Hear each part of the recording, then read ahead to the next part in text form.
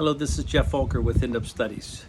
Today we're looking at Romans chapter 2, beginning at verses 15 and 16, where in the context, the Apostle Paul is showing that, the Jews are in desperate need of a Savior, because they are law breakers. They break the Mosaic law, but the Mosaic law was only given to Israel. What about the Gentiles? Well, he says this, beginning at verse 14, I should say.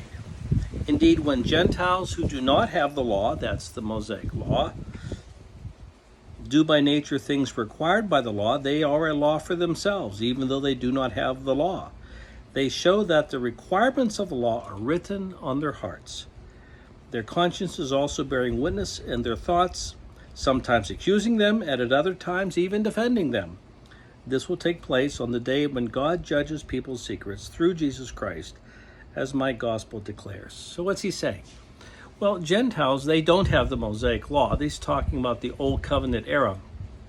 So how are they guilty? Because sin is the breaking of the law. 1 John 3:4.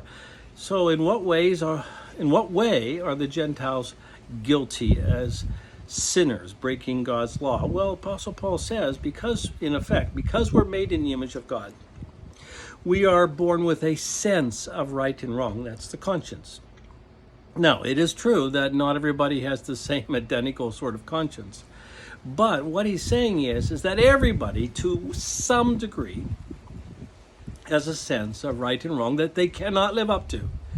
And because they cannot live up to it, we call that the law of the conscience. They are now guilty. They are rebellious. They are sinners. And therefore, they desperately need a Savior. So if this has been helpful to you, you might want to check out more of Geoff's thoughts on youtube.com, or you can subscribe to them there. Thanks so much. Bye-bye.